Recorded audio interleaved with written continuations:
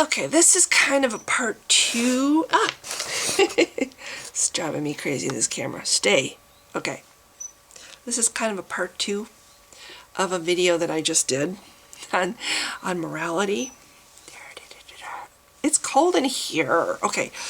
I thought I was done, but then I saw under my my subscriptions on YouTube that Captain Fantastardo has put up a video called A Moral Argument, and he's responding to a Christian who has repeatedly asserted on YouTube that Christians alone have moral authority, whereas atheists do not.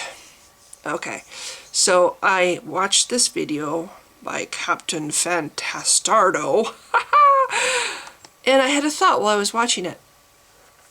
You know, there could be people, I mean, we don't know people from the internet. We don't know who people really are or what makes them tick from YouTube, from just watching videos of people.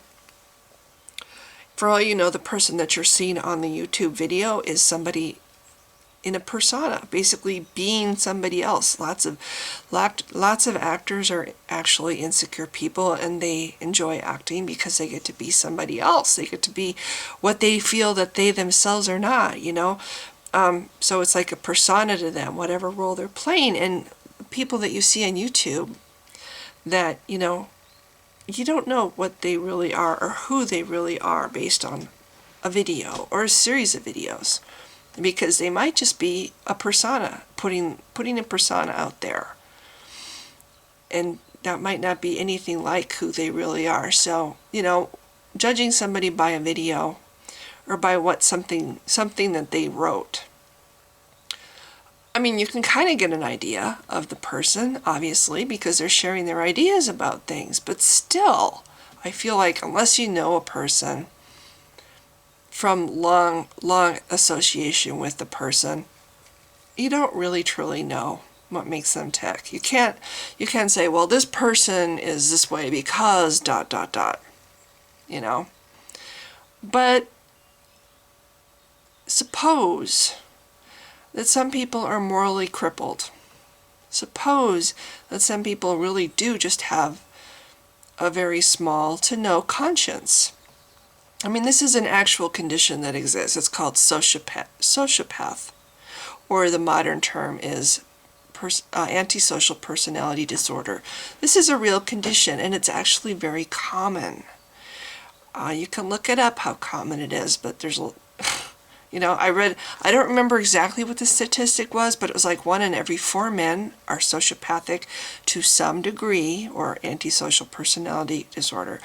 And women are like half as much as men. There's less sociopaths that are women than men, but women can also be sociopaths, and are. I mean, how many times you've heard of a woman marrying guys for their money, you know? Or I knew somebody, in fact, who she wanted to not have to work, so she basically married a guy, got pregnant by him, produced a child, then divorced him, and she had like 3 kids that way, and then she was getting child support from these 3 men, and she was living in a nice home and able to keep her children without having to work.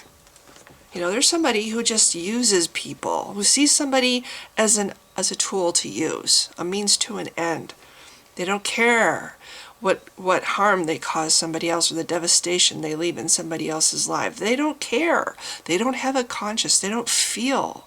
In fact, they even look at the other person and they don't understand why the other person is making such a big deal about what they did, you know. And the other person is just trying to not commit suicide because they've been hurt so much. Anyway, so sociopaths do exist, and they do come in both genders. And it depends on, you know, by degrees. There's people that run around killing people that are sociopaths. And then there's people like the guy who lived with me who just, you know, parasitic behavior. And then when he was all done with me, he went and lived with somebody else, kind of thing, you know. These people have very little conscience. They have no conscience. And yet they need to survive in a society that has laws, that most of these laws are common sense to most people. You know, you look at a law like you shouldn't rape somebody, or you shouldn't harm a child, or you shouldn't murder somebody, and it's common sense. It's like, well, no duh, you know. But to a sociopath or somebody who is morally crippled, it might not be so obvious. They might need to have the little rule book as a guideline. They might need to believe that the only kind of morality is objective morality that comes from somebody up in the sky, that if they don't obey this objective morality, they will be punished severely. You know, so fear of punishment is what keeps them from running around killing people and committing horrible acts against other people. So they might fight really hard. They might fight tooth and nail when somebody comes along and says, well, there's no such thing as objective morality. You're just basing your morality on a book and a God that doesn't exist. You haven't proven it exists. The only kind of morality there is subjective morality, and that comes from how you were raised and what you feel in your heart. You know, what you just know because your conscience tells you. And they might freak out when they hear that because they don't have a conscience. And the only guide they have is this book. That's their little rule book. That's their guide to living with other people, 101. And you don't want to put that in doubt, because if they don't have that, what are they going to be? What's going to stop them from running around committing horrible crimes against other people, you know? So their sense of self-preservation in the society, you know, nobody wants to go to prison. Nobody wants to be punished. Their sense of self-preservation is all relying upon this instruction manual on how to be a good person. And that's what they have. That's all they have. Without that, they don't have hardly any to none subjective morality. They don't have a sense of it because they don't have a conscience, or they just have a little tiny conscience, you know? So, in other words, they're morally crippled. They're morally crippled people that desperately need the delusion that if they don't follow the rules, there's going to be horrible consequences. And they get the rules from a book.